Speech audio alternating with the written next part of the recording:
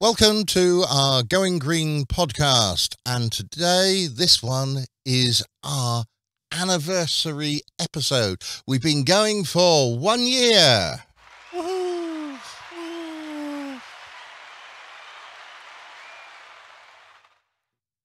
Yeah, okay. So last year we did our first one on Earth Day, and it happens that Earth Day has come up again. So this is our Earth Day. This is invest in our planet. Well, at least that's what the Earth Day's called. Yeah, that's what this year's Earth Day is talking about. On all the events are designed for.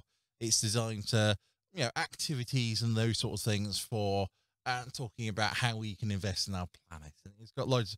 You can go to their website and you can sort of sign up for all these things, and we'll put a link to that in exactly. And you can find ways. There are ready 8 easy ways to be eco-friendly today, and what you could do today that you couldn't do tomorrow.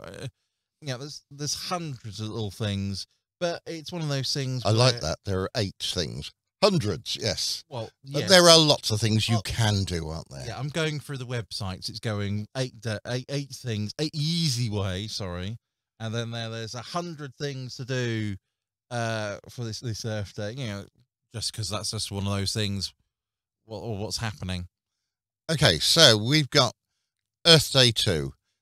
2 things we're going to try and do in this particular episode. We want to look back over a year to see how things have changed, and we also want to see more about Earth Day 2 and what you can actually do about this.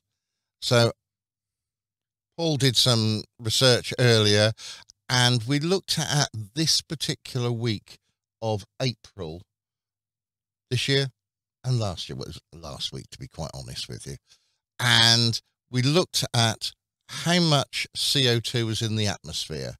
And at the moment, there is 420 parts per million of CO2. Mm-hmm. And this week, 1 year ago, 2021, there were 419 parts per million. So it's only gone up by sort of 1, which is, bearing in mind these parts per million do go up and down anyway a little bit. Yeah, the answers to the data they were given, that they said the fluctuation in parts per million is actually 5 parts per billion. So it's one of those things where plus or minus 5. Plus or minus 5 from the 2 places. So, basically it's a rounding error. But what that data shows, it's an indicative event. It's not really the sort of finite thing, but it just shows that there hasn't been any more CO2 emitted, if that makes any sense. It's just, I wouldn't say stabilized how much CO2 we're emitting. That's the wrong way to put it. But it's not suddenly going increasing. It's not really increasing at the moment, which is, well, that's good news. Considering actually we're all trying to stop, the fact is we're only grinding it to sort of not increase isn't that good, because what we've got to do is we haven't got to try and let it keep going. We've actually got to try and make it go down. But for the time being, it's going to be good that it's not going up. So I suppose we've got a little bit of hope in sort of no one's really done anything fantastic to try and bring it down deliberately for 1 year. We're just looking at what the world has been doing over a period of a year, and it's not got worse. No, it hasn't got worse, but at the same time, it hasn't got better. I was looking at a sort of a year in review, or sort of what happened in the last 365 days, and the answer is last year we had the massive amount of wildfires. You name it. They said on every, I would say on every continent, there was one continent. All but one continent, and that's funny enough, that's Antarctica, where there is no trees to burn. There were wildfires happening. There was enormous floods. Would you like to know how many records, temperature records that were broken last year? It's going to be frightening, I think this is, isn't it? It was 31. 31 records, all-time records broken. Mm-hmm.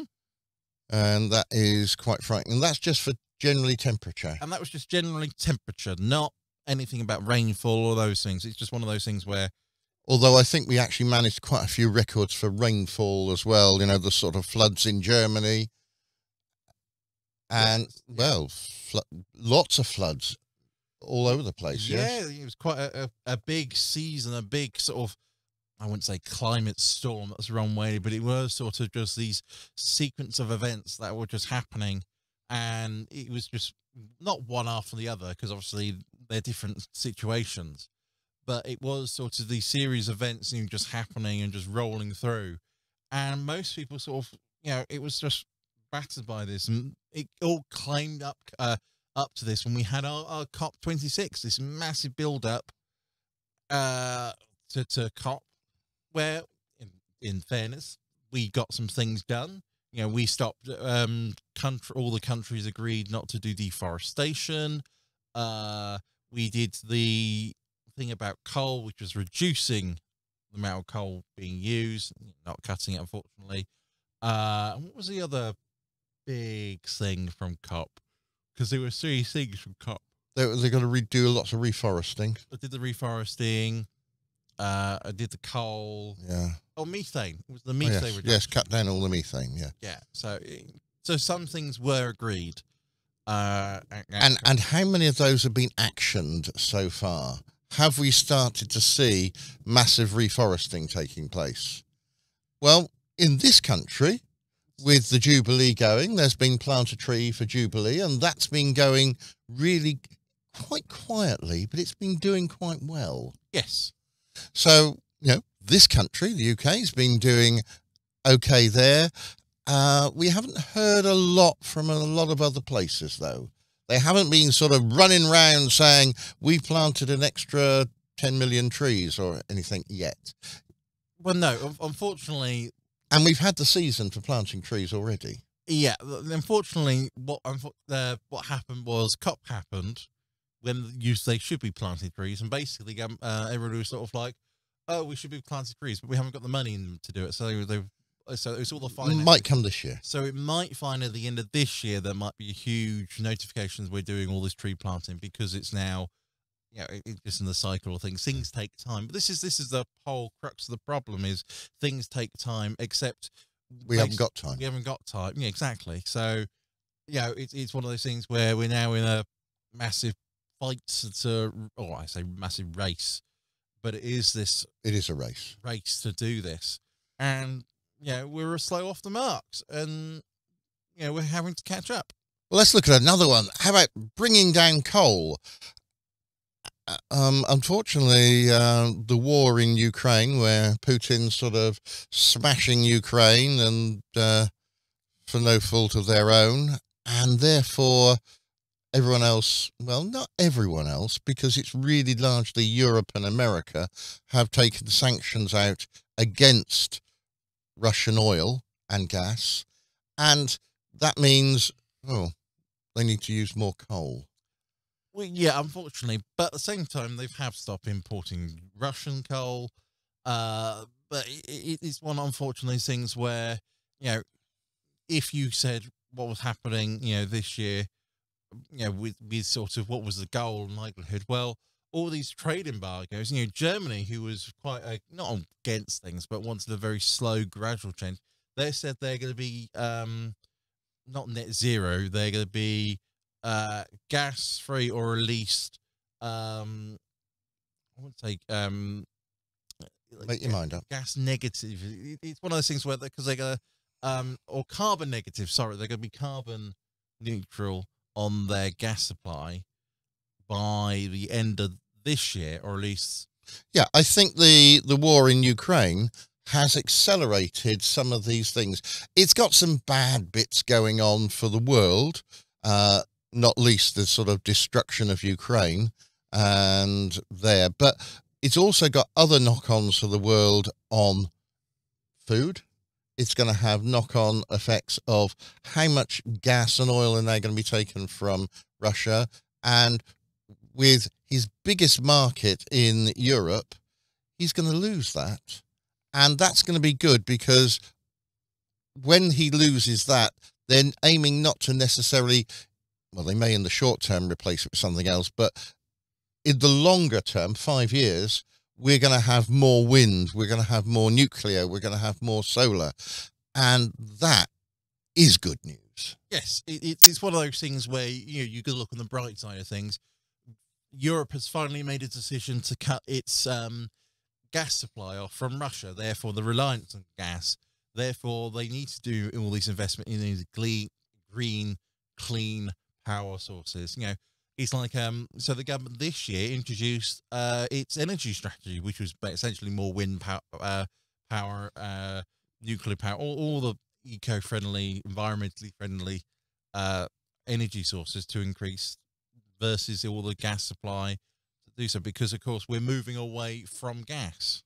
Yeah, and more solar, which is going fairly slowly, but there are sort of big solar farms in the offing here, and many of them could get going quite quickly. It's just at the moment, well, they haven't. Yeah, there's local resistance to these solar panel farms, but it's one of those things where you just bash on and sort of say, what about the environment? And they'll slowly capitulate. So, Well, will they? Because it's something like this country can make 64% of its own food. Whereas if we start digging up some of that land that could be used for crops and using it for solar, is it that worthwhile? Well, the answer is, if we just lost 1%, but we gained all that electricity, the economics actually make much better sense. It does make sense to do more solar. And I know it doesn't work at night, but then you can do battery storage, and you can sort of keep that going. And as we've talked before, battery storage costs have come down, and you don't have to use batteries. There are a variety of other systems to use, not least pumping water up into a reservoir. Yeah, exactly. You look at sort of over the last, it's one of the things, 5 years, the innovations around global, I say climate change, but that's the wrong way to put it, but climate solutions. Just think in the last year, the first carbon capture plant has been set up and is now, I say, financially stable. It's more sort of, they are now accepting customers, and so they can invest in that. And suddenly, we can buy a plant, or, build a plant, instead of actually working out how a plant should be do and what it look like. We can now just do those things. It costs money, yes, but it's one of those things where you can do these things now, as opposed to, when 5 years ago they weren't around. That's what the latest COP document, their latest report says. All these innovations that have just appeared, we haven't seen the potential of them because they weren't ever thought about, 5 years or whenever they wrote the last report. It's just one of those critical things where we don't know the benefit of how well the carbon capture plant works. If it's working, fantastical. And answer for that one. They missed my smile. They're fantastical. I love that word. Yeah. But it's one of those things where the COP says they don't know the benefit of this. Yeah, it's gonna take time for a lot of this technology to come. I report in the blog sort of almost once a week some new technology that's come out, that they could try this, they can try that, they can try improving.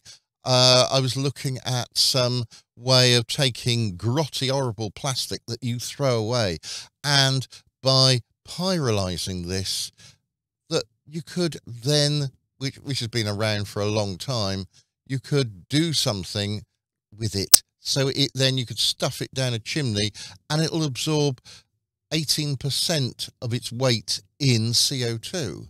And it's just gonna stick to it.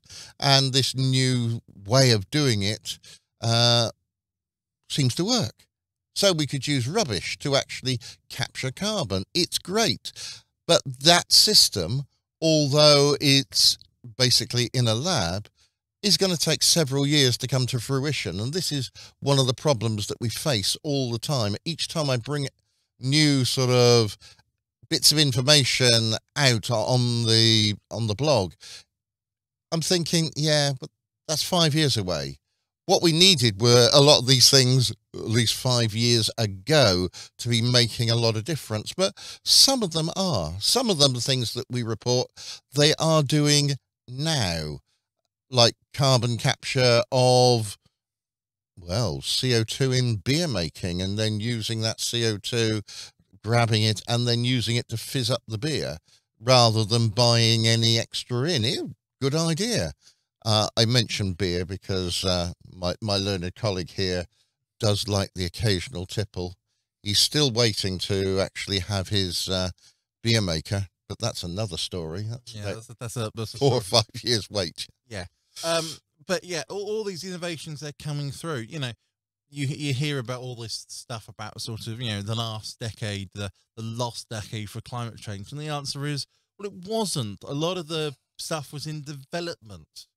You know, nothing was in, it wasn't shown because, well, you know, they had to find out how to do it before they could even plan on using it. You know, they had to learn, is it possible? Are we able to do so? And sort of, is that relevant? You know, is it relevant to do so? You know, let's do something. Oh, but it's actually not worth it in regards to, you know, you actually put more energy into it than you get out of it. You know, that's not a worthy thing to push through. Whereas, you know, something that actually does, you know, all this plastic, as you say, if you pyrolyze it, you know, is that the amount of CO2 capturing from that, is that beneficial, or is it economically worth it? And yeah, they have yet to finalize the final numbers because obviously is not yet out, but they've seen that it's actually worth it in a way that it could be doing all of this filtering. And suddenly, basically, you know, let's say every 5 years you have your chimney not sweep, that's the wrong way to put it, but basically a filter replaced. And you know, you can see those solutions sort of coming through once you get the economics, but they've got to develop a product. They've got to make something first before they can actually sell it and you get it out there. But of course, we're going to try and move everyone away from gas guzzling to using electricity, and that electricity is either made using solar energy, wind energy, or perhaps green hydrogen. Yes, you know, as I say, there's been a large push over the last year on this green hydrogen, and you know, and admittedly turquoise hydrogen. I love the different colours. Yes, exactly. It's one of those things. But it's because we've seen how clean. Because when you burn hydrogen, the only thing you output is, of course, water, and no greenhouse gases there. Exactly. There's no greenhouse gas there at all. So you can see that that's the benefit. That's why hydrogen, or the hydrogen economy, people want to do it, is because we can still burn everything, but we're not creating any CO2 emissions. So surely that's a benefit, a good way to go, as opposed to, you know, burning the fuels we are. So that's the idea behind that. But of course, burning hydrogen doesn't generate as much energy as burning a carbon, because there are less bonds to basically break and less sort of to get. But you've got to balance the equation. Is it better to burn hydrogen and produce no carbon than burn something else which does produce carbon dioxide and then have to try and sequester that?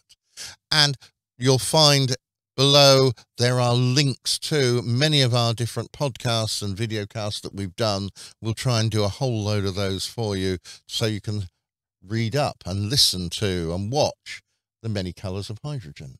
Yes, you know, as I say, we, you know, this and a podcast, our anniversary, we've done this for a year. We've spoken on, you know, sort of nearly 46 different topics, all about climate change. You know, got a whole swathe of different things and what you can do. You know, admittedly, some of them are more time, you know, sort of like we talked about COP when COP was happening, but there are other times where we just talk about random thing. So yeah, it is one of those things where that's where we are. And they're still in existence and need today. Like, reduce, reuse, recycle. Those things haven't gone away. No, exactly. This is the whole point about all these things, is that we talk about things, but you need to keep everything in mind. You can't just say, right, this week we're focusing on this. It's more sort of, you just basically want to add another scoop to your plate every day. Right, today I'm going to be doing a bit more of this. Today I'm going to be doing more of that. So let's go back then to Earth Day, right? Investing in our planet. Let's think of some things that you can actually do today. What can you do in your house today? Do you recycle? Most people, the answer is yes. Could you recycle more? And the answer is, well, yes. Now, what do you do with your coffee grounds? What do you do with your eggshells? What do you do with your scraps of food? Where we live in sunny Hemel Hempstead. Yes. It is sunny today. And this means this is an energy-free. We're not using any carbon at all, because it's all solar here, making this podcast and video cast. It's great. But what can we do? Well, in Hemel Hempstead, we don't have a compost bin. We have a communal compost bin, a sort of done by the whole council. Yes. And we put all our scraps of food into this bin, and they take it away, and they make, in a big compost bin, good compost, and then we can go and buy it back from them and keep the council going. You could do this, though, yourself. If you've got a nice garden, then any good gardener is picking up all the bits and pieces. You can throw your food in the compost bin, and you can turn it over, and you can generate really good, thick, strong humus, which you can then put round to feed all your roses or whatever you've got. Yeah. Another thing you could do on Friday, today, Earth Day, is why don't you do a car share, or I say car ride, that's the wrong way to put it, but a car share.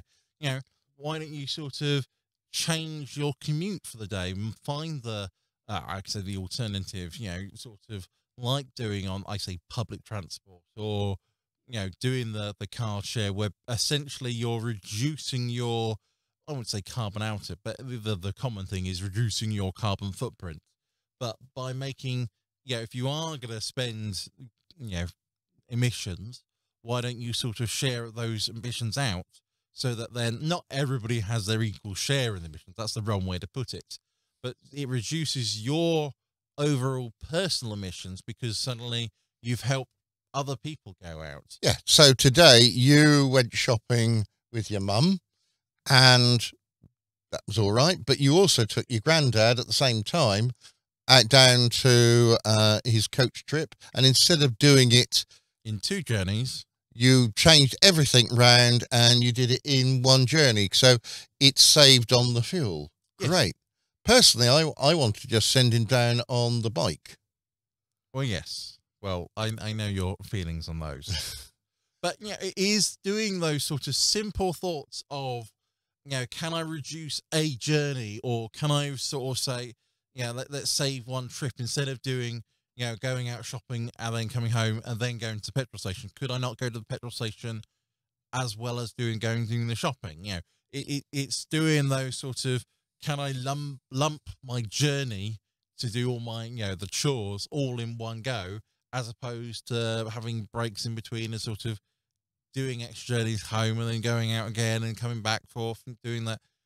It's more thinking about things and being more, I wouldn't say organized, that's the wrong way, but planning. That's it. It is planning ahead, trying to work out, can I save a journey? Can I save this? And of course, you save yourself the petrol, fuel, whatever, when you're doing that sort of thing.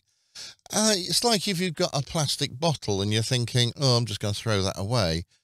There is another thing is, could you actually use that plastic bottle for something else. One of the options that came up on Earth Day I was reading was, well, if you feed the birds, why don't you turn your plastic bottle into a simple bird feeder with feeding it with some bird seed? And that works quite well, rather than going out and buying one, which has all the costs of the sort of manufacture of these things.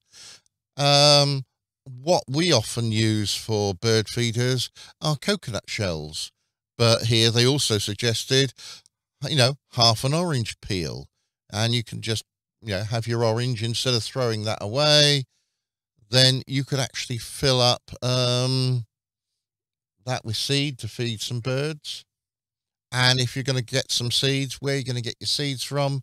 Well, why not grow some sunflowers? And where do you get your sunflower seeds from? Well, you go and buy some bird seed, and the birds chuck the seed on the ground, some of the bits they don't eat. My next door neighbour has this, and she has quite a nice array of sunflowers that survive, and then she takes all the seeds from those sunflowers and she gives them back to the birds, and she therefore doesn't have to buy them.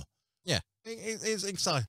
But another way to do these things is to look at sort of what you can do, not for yourself, but what you can do. It's like the classical thing is, how about doing your washing, going out and putting it out on the line. It might be nice and sunny, but when it's not, don't put it in the tumble dryer, let it air hang. Try something different. A common things people are doing at the moment is, of course, mowing all their lawns. And the answer is, buy a sheep. Well, yeah, you could, but it's a bit of a daft thing to have. But no, what I'm talking about is the fact that sort of, currently it's spring, all the bees there's lots of flowers, all plants are flowering at the moment, unfortunately, and I can smell it and taste it. And sneeze it. Yeah, exactly. But why don't you cut the plants after they've done all their, I say pollination, they're flowering. Keep the bees going, yeah. Because that keeps the bees going. Suddenly, don't cut any flowers down because the bees are doing that and the bees are struggling. But, by doing your one bit, you see, you're helping, the bees, local bees around, and then they drive the local fauna to its merriment. So, you've got to look at this idea of, perhaps it's not a good time to do, it looks a mess, but it's helping the bees, effectively come up with excuses not to do things. The other one is to mow some of your lawn.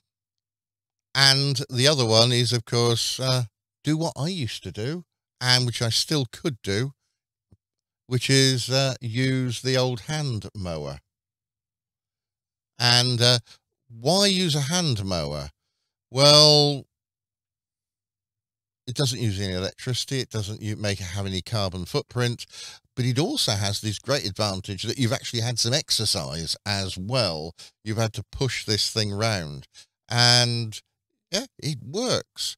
And what you do with all the grass clippings, you put them in the compost bin, and you've got sort of free compost that you don't have to go down to the garden centre and buy. Having said that, I don't have a lawn anymore. Well, yes. So it's just one of those things. But, well, that's one of the problems we have. So could you do an energy audit is the last thing I want to think about now. Could you decide to make sure that every night you turn your laptop off?